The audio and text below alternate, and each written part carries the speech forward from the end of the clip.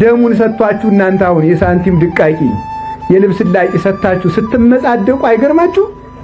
እውነቴን እኮ ነው። ስትመጻደቁ ማለት ሰው ያያችሁ ምሰጡ፣ ሰው ካላያችሁ ማሰጡ፣ እልል ካልተባለላችሁ ማትሰጡ፣ ውለታችሁ ካልተዘረዘረ ማሰጡ፣ የዚህ ሀገር ሰው ለጋስ ነው ካልተባላችሁ ደስም አይላችሁ። ባለፈው አንድ ቦታ የተናገርኩት አንድ ታሪክ ልናገር። አፄ ቴዎድሮስ ደብረታቦር መድኃኔዓለምን ያሰሩት እሳቸው ናቸው። እና ሲያሰሩ ድንጋይ ህዝቡ ያመጣል። ሲያመጣ እሳቸው ቁጭ ብለው ድንጋይ ያስመጣሉ። ሲያስመጡ አንዱ ገበሬ ድንጋይ ተሸክሞ ያመጣል። ኋላ ሲያመጣ እሳቸው በዚህ ችሎት ገጥሟቸው ሲያዩ ሰውየውን አላየዋሉ። ተሸክሞ መጥቶ አላየው ሲሉ ዙሮ ተሸክሞ ዞት ሄደ። ተመልሶ ዞት መጣ። ደሞ ይዞት ሄደ። ሶስተኛ እዞ ሲመጣ ለካ አይተውታል። የጎር አንተ ጣለው ዝም ብለህ መድኃኔዓለም አይተዋል አለ።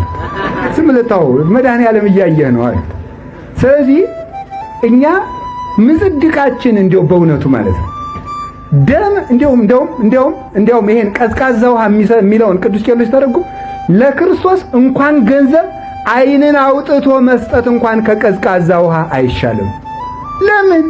ምክንያቱም መንግስተ ሰማያትን ገብተን የምንኖረው ጸጋና ደስታ ዓለም ከተፈጠረ ጀምሮ ዓለም እስከሚጠፋ ድረስ ያለ የሰው ልጅ ከነገንዘቡ ደሙን ጨምሮ ቢከፍል አንድ ሰዓት መንግስተ ሰማያትን ትክ ብሎ ለማየት እንኳን አይመጥንም ነው የሚለው። ያንን ደስታ ለማየት ለገዛ ራሳችን ብለን ነው በእውነቱ ማለት ነው። ያና እሱ እነግስ ኃይል ንጉስ፣ እጸድቅ ኃይል ጻድቅ፣ እከብር ኃይል ክቡር ነው።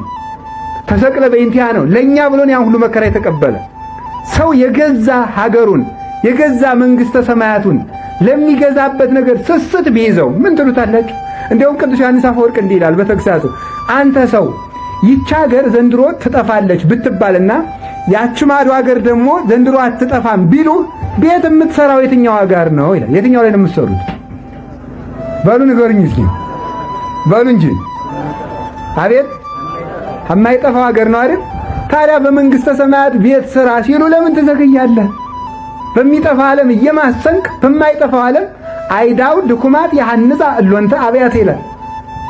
ለድሃ የሰጡት እንጀራ ነው እኮ ከሄዶ ከሰማይ የብርሃን ቤት የሚሰራ። ለክርስቶስ የሰጧት አንዲት ጠጠር እኮ ናት የሰማይ ቤት የምትሰራ። ሶፋው እኮ ቤት አይሰራም እኮ ተጎልቶ ነው የሚቀረዝ። ገንዘብ ቀበሮ እኮ ነው። እናንተ ኪስ የነበረው ገንዘብ እንደ ገንዘብ ያለ ጨካይ ባይድ የለም። ሰውየውን ገለው ሲወስዱት እስኪተውት ማይል አሞቀ ኪስ እየሄደ የሚጎለት ማለት ነው። ገንዘብ እኮ ነው ይሄ ማለት ነው። መገደያ መጥፊያ እኮ ነው ማለት ነው። ያወቀበት ደግሞ ይድንበታል፣ ይጸድቅበታል። ይሄንን ነው ያንን ድሃ ያሰበው የለም የተባለ የክርስቶስን ቤተክርስቲያን የሚያስባት የለም። መሮጥ ሲደክም ተመልሰህ ስትመጣ እግዚአብሔርን የምታገኘው አይምሰልህ። እግዚአብሔር አሁን የሚገኝ አምላክ ነው።